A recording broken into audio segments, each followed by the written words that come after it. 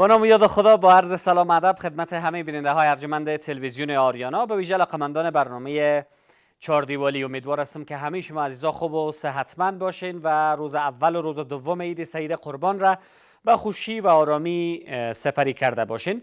امروز روز سوم عید سعید قربان هست و من خوشحال آصفی در خدمت شما هستم در برنامه چاردیوالی.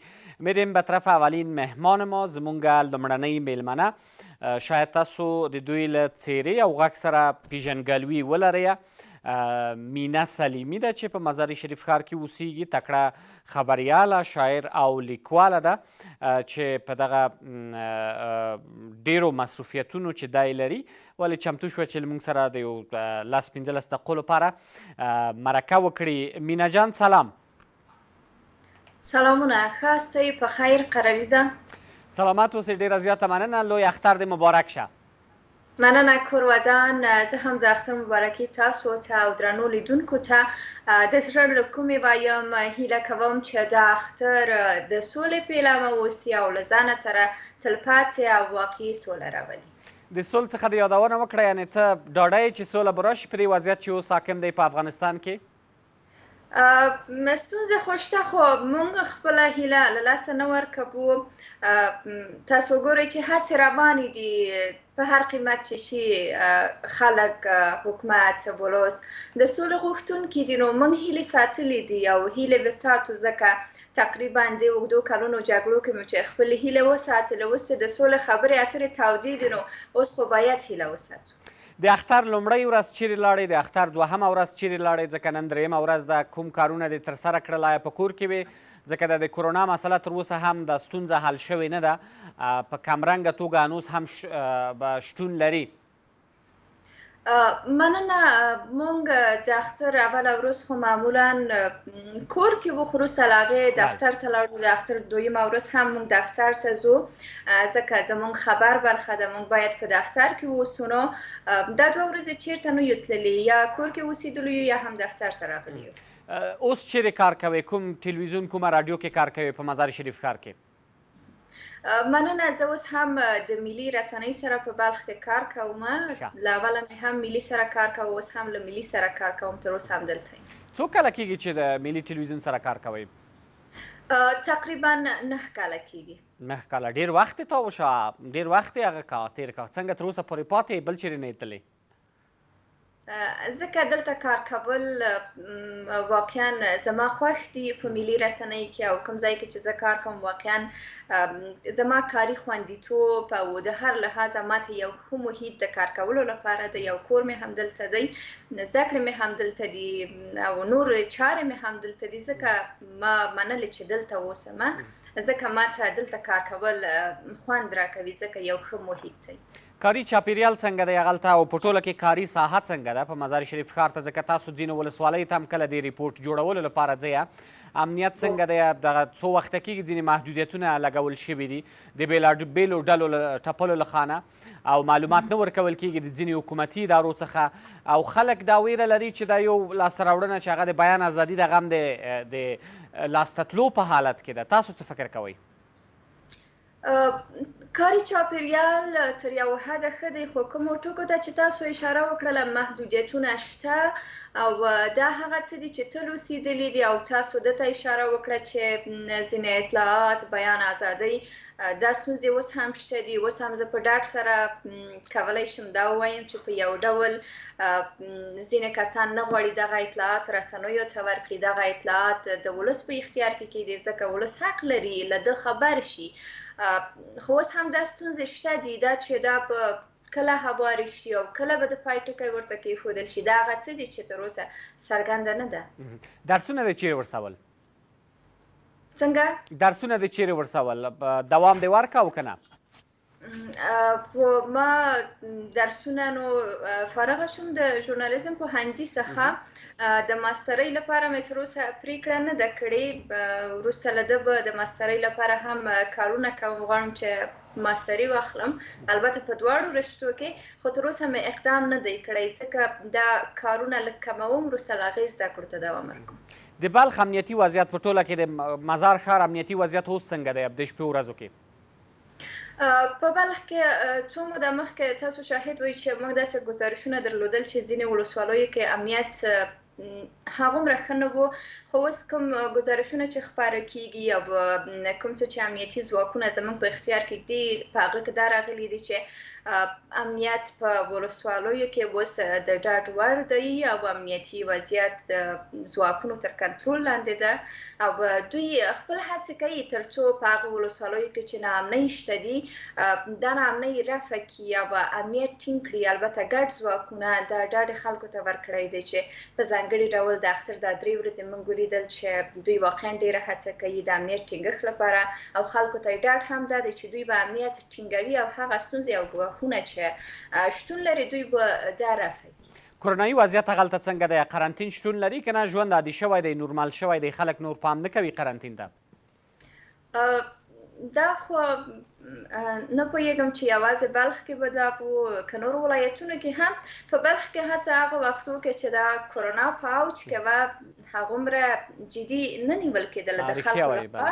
په ټوله کې د افغانانو او په افغانستان کې افغانانو دومره جدي ونه نیوله، نه قرنطین سم رعایت شو متاسفانه او دومره یعنی منفي اغیزې ونه کړه کرونا په افغانستان کې، اوبره چې موږ ورته تشویش لرله او اوبره چې موږ رسنیو تبلیغات وکړل، متاسفانه دومره وژونکی ویروس هم په افغانستان کې نه وه. زما په اند تلفات یې لرل، اما نظر امریکا ته، نظر نورو هیوادونو ته دا تلفات هیڅ هم نه دي. و د نورو هیوادونو په پرتله دا شکر دی چې زموږ په هیواد کې چې امکانات کم دي، زموږ په هیواد کې چې واقعا ډېر اقتصادي ستونزې دي، دا شکر دی چې دلته یې دومره مخته لاړه کرونا ویروس یا کرونا ناروغۍ خلکو هم هغومره جدي ونه ګڼله. حتی هغه چې په اوج کې به خلکو جدي ونه ګڼله اوس یې خو هسې هم جدي نه اخلي او اوس هم په دې باور دی چې کرونا یا نشته او یا موږ نه اخلي. څه شاید یې نوي نه دي لیکلي؟ کوم شعر، کوم داستان؟ زه خو ځان ته شاعره نه وایم، خو هڅه کوم چې یو نوي څه ولیکم او په ادبیاتو شکست نفسي کوې نو؟ په ادبیاتو کې یو څه اضافه کړم. لیکلي مې دي ځینې غزلونه او نظمونه. اوس چمتو یې څه درسه شته دفتن چې راته دکلمه یې کې کوم ښه شعر وي؟ دلته راسره شته په ټلیفون کې، زه به یې بس انتخاب ستا په لاس ته یه ویې ټاکئ به موږ او درنو لیدونکو ته دکلمه کړئ. د اختر شپې ورځې دي. سمه ده، ولې نه، زه به هڅه وکړم چې ښه یې ولولم. البته زما یو غزل دی چې دا ما لیکلی و او دا مې په ټولګو کې هم ځای په ځای کړی دی، خو دا غزل مې په ټولو شعرونو کې ډېر خوښ دی او څنګه مې چې لیدلي هغه کسان چې زما د غزلونو مینوال دي د هغوی هم خوښیږي. زه غواړم دا هغو ته وړاندې کړم، هیله کوم چې له ما یې واوري او د پام وړ یې وګرځي. بس مونږ چمتو یو او آماده یو چې وای ورو.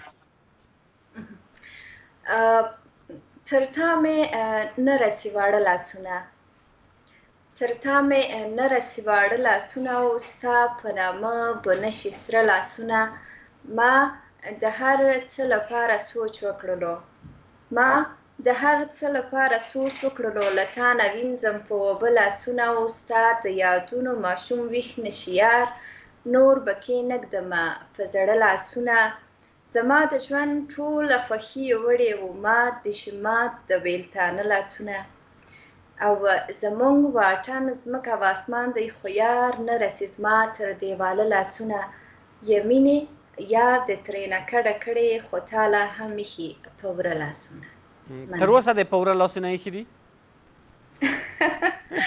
نه، ځکه دا غزل دی، ممکن دا زما د زړه خبره نه وي، خو څه چې موږ په ټولنه کې ګورو ممکن د هغه څخه د انګیزې اخیستلو سره دا ولیکو. بله.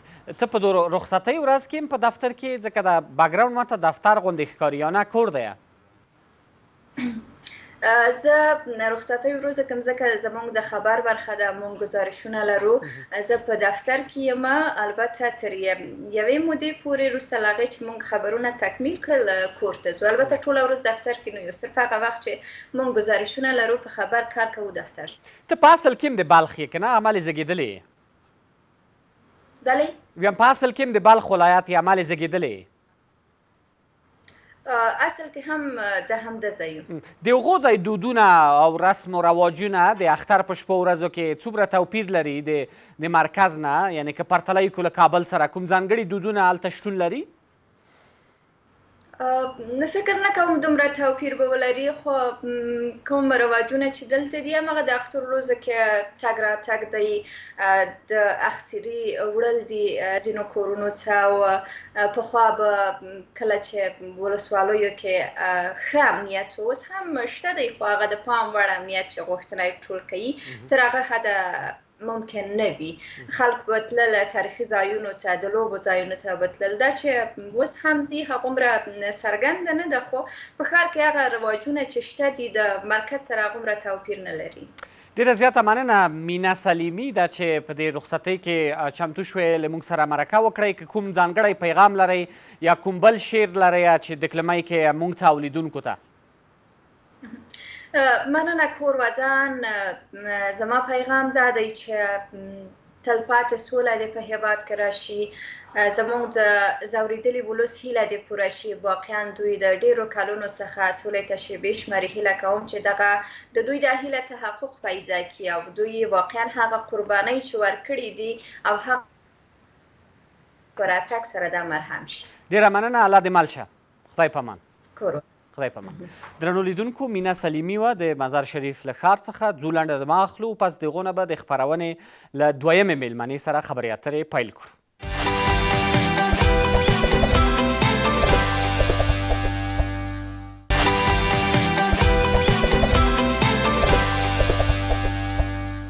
با ادامه برنامه چاردیوالی از شبکه جهانی آریانا، بیننده های ارجمند خوش آمدین. خوشحال آصفی باز هم در خدمت شما. امروز روز سوم عید سید قربان هست و بازم عید شما مبارک باشه. روز آخر عید سید قربان هست و در این لحظات سر میزنیم به ایالات متحده آمریکا.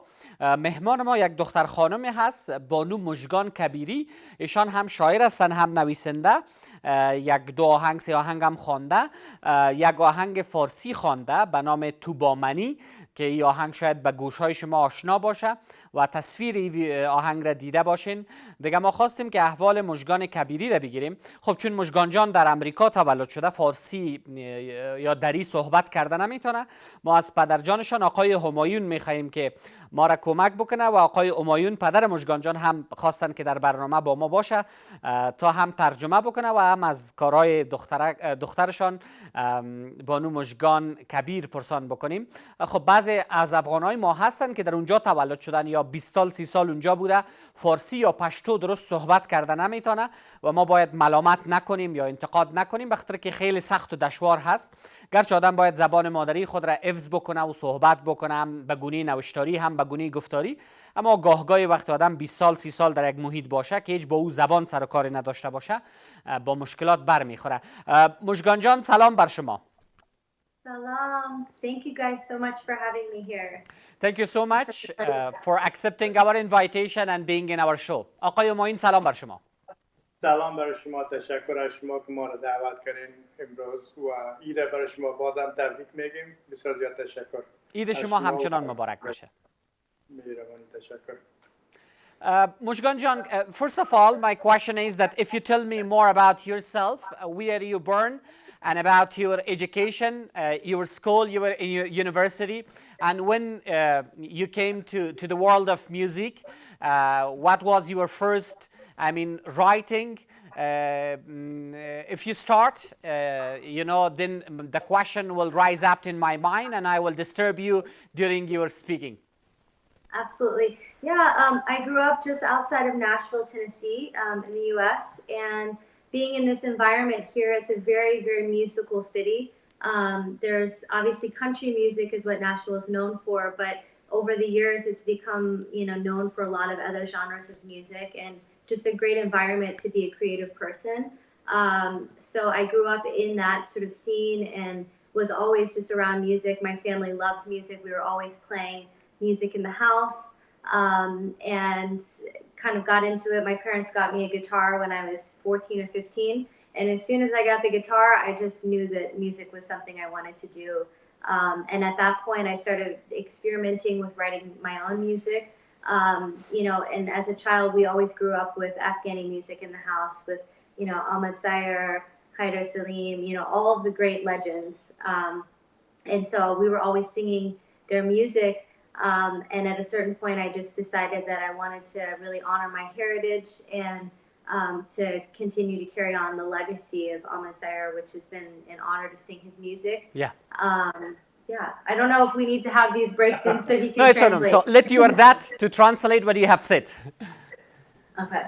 برای از اینکه از خردی بسیار علاقه موسیقی یا زیاد داشت و ما بر سنهای 13 و 14 برش یک گیتار گرفتم و چون همیشه در خانه افغان دیدین که کلگی موسیقی افغانی را روزمره گوش میکنیم یا تا جایی که میدانیم و به این که علاقه زیاد گرفت و به موسیقی گیتار و به پیانو و هارمونیا و طبله همیشه سر کارشون بوده و یا علاقه بسیار زیاد به خصوص نشان داد و این بود که دیگه باز به خواندن خودش شروع کرد و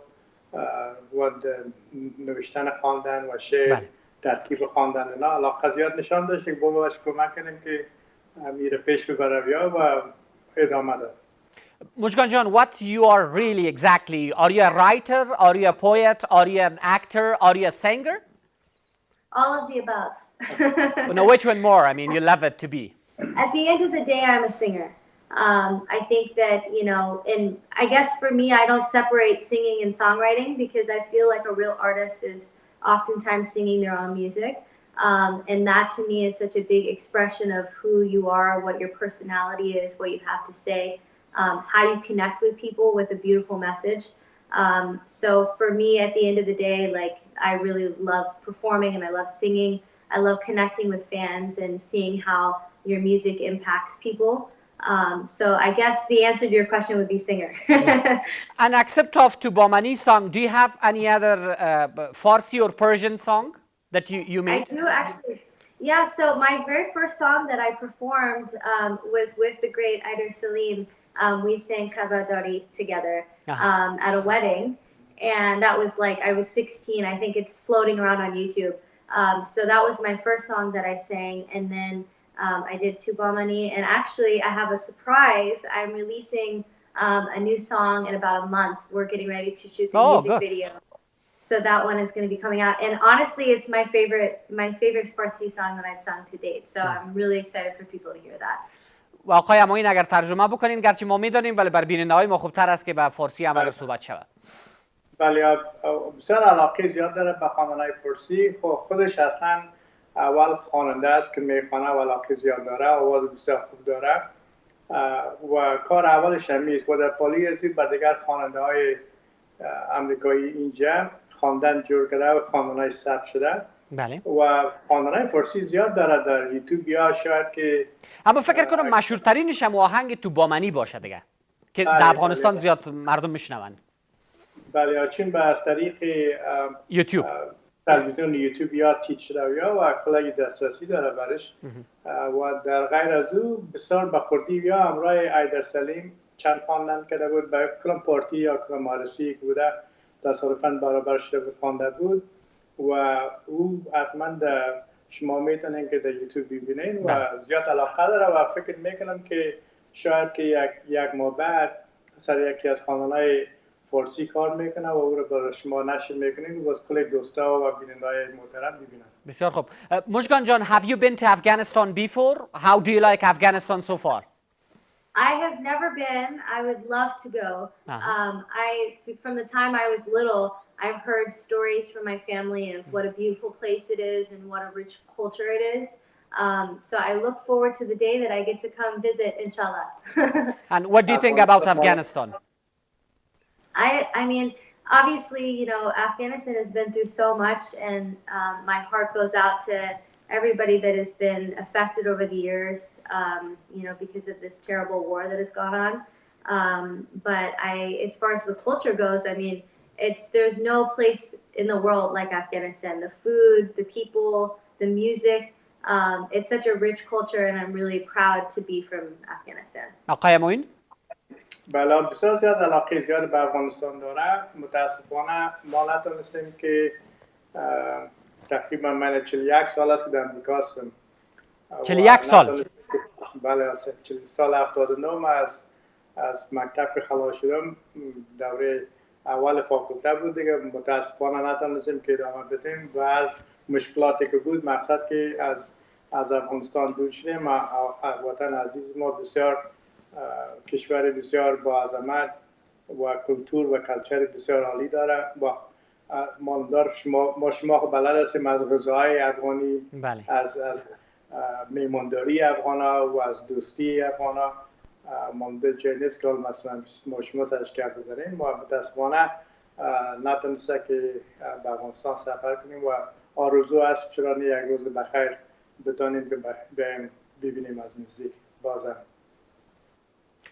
Mushkan John, you named Aidar Salim.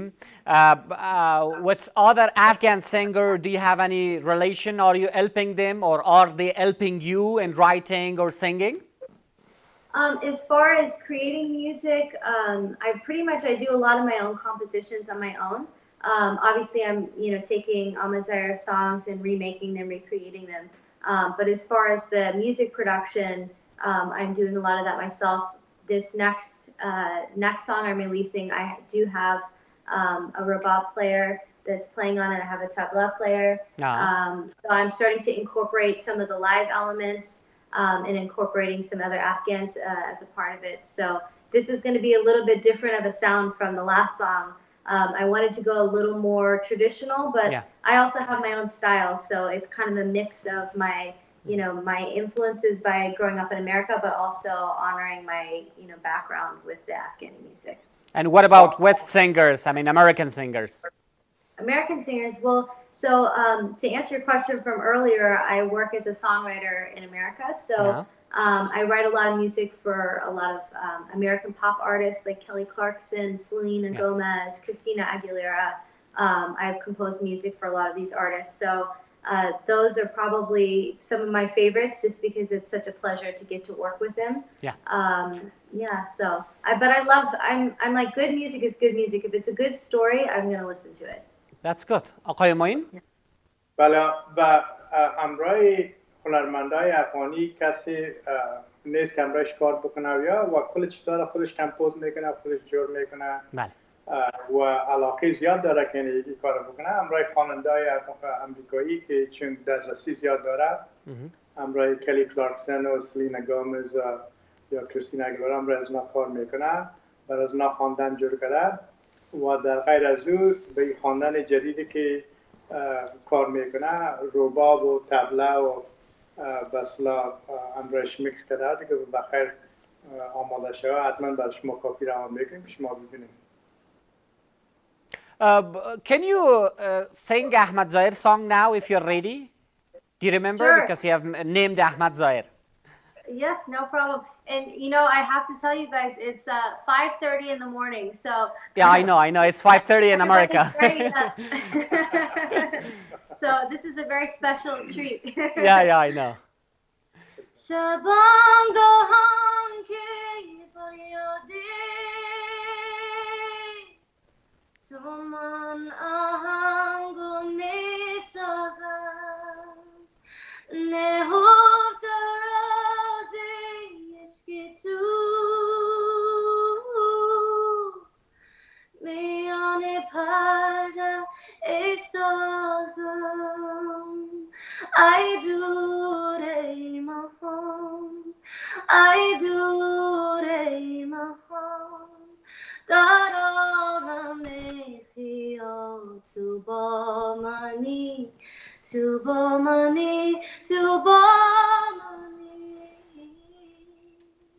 Bah. Thank you so much.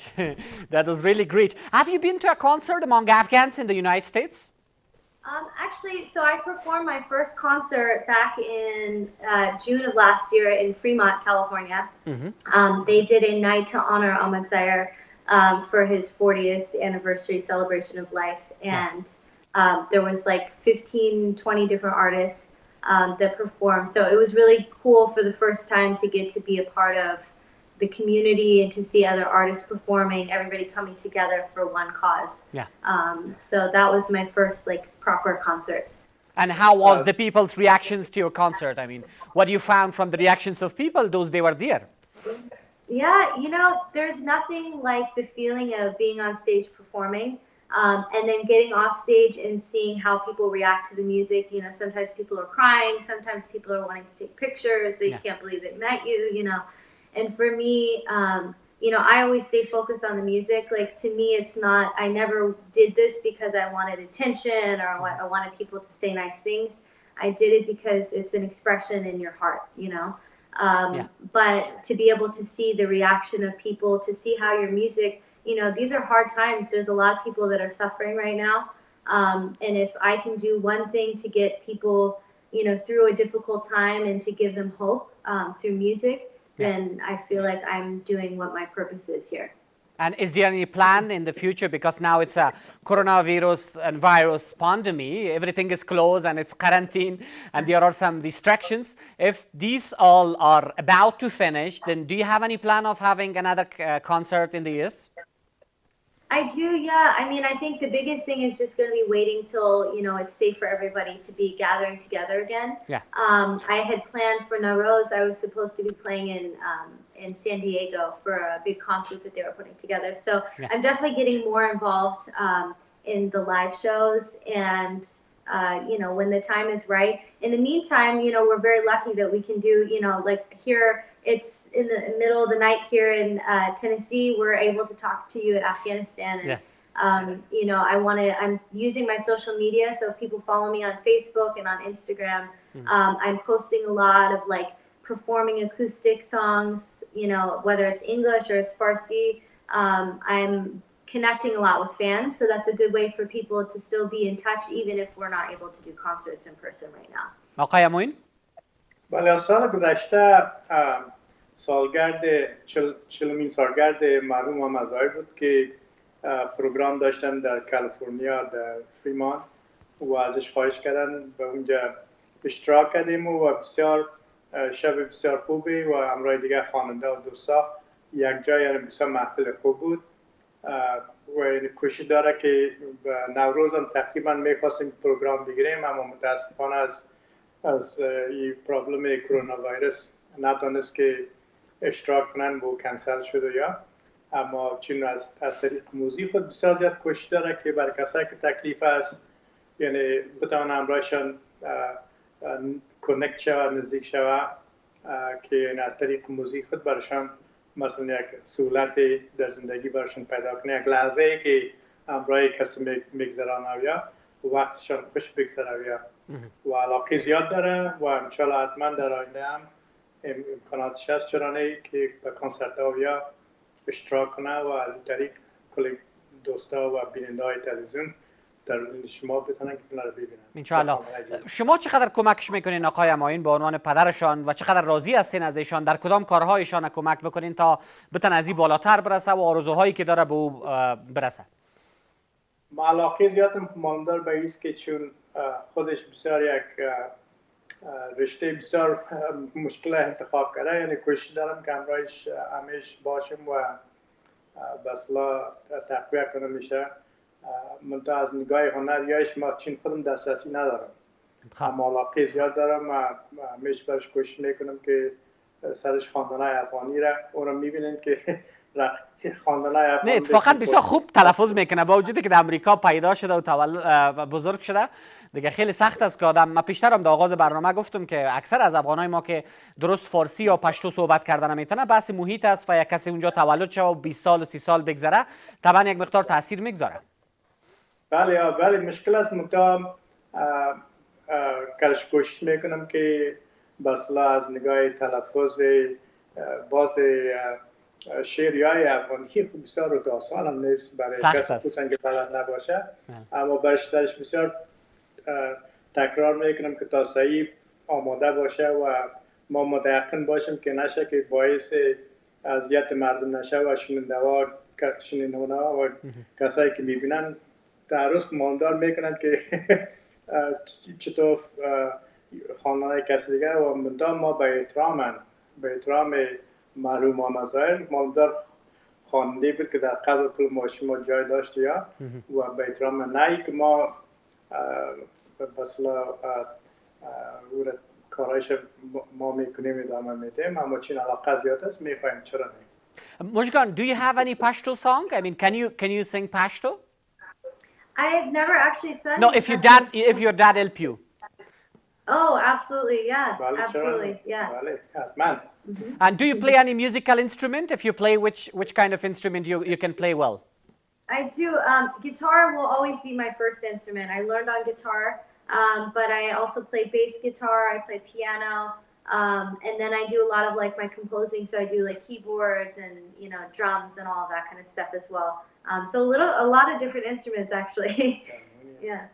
آقای I معین؟ can play harmonia, yeah, because I play piano. There's sort of similar, yeah. So there's a lot of like crossover with those instruments. آقای معین؟ بله، در دسترسی همو آله اول موسیقیش گیتار بوده، اما و در پاله از او پیانو و کل کارهای کمپوزی خودم که میکنه طریق کیبورد یا و دسترسی برمونیه داره، درام همش مثلا کارهای خودش که جور میکنه از این موسیقی از آله موسیقی استفاده میکنه. بله. I mean, which kind of compose you most would you like to make for other singers and for the songs and even for you? Because is it rock? Is it pop? Which kind of, compose you would like to be like? What I have heard, some of your songs, it's that mostly calm and it gives, calmness to our listeners. Mm-hmm. Yeah, I think for me, like, I've never tried to limit myself by only doing one thing. In my American music, I've worked on things from pop music to rock music to soundtracks for movies to country, a little bit of everything. And I think for me, because at the core of that, it's like what it is that you're saying. I think for my Farsi music, I really like pop music. So I would love to sing, kind of in that style.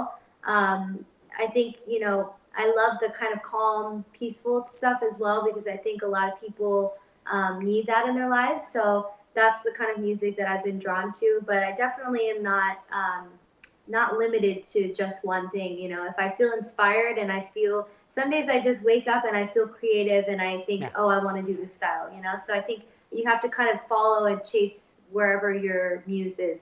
Yeah. I don't know if the word muse in Farsi would be, but... خواندنایی که خودش ترکیب میکنه از نظر یک نویسنده یا شاعر یا خواننده اگر شما گپ بزنین، این مسئله است که کل هم اکسپریانس روزمره یا یک واقعی که میشه یا عموما به اصطلاح کاغذ قلم میگیره و سرش کار میکنه و نشته میکنه، این مدت تکرارا که تا که اسلام میشه زیادترش از امو تجربه زندگی است. بله. و زیادتر به پاپ علاقه داره و ماندار در شهر که ما زندگی میکنیم جای موسیقی کانتریست و یک ترکیب یک نوع نداره و به هر چیزی که مثلا امروزی که مثلا اکسپریانسی که میگیره یا تجربه که میگیره باز به سر از کار میکنه و خواندن جور میکنه. Tashakkur. Mushkan Jan, as we are running out of time and we are about to finish the show, we want to have your message to Afghan people, to Ariana television viewers. Do you have any message for them? I do.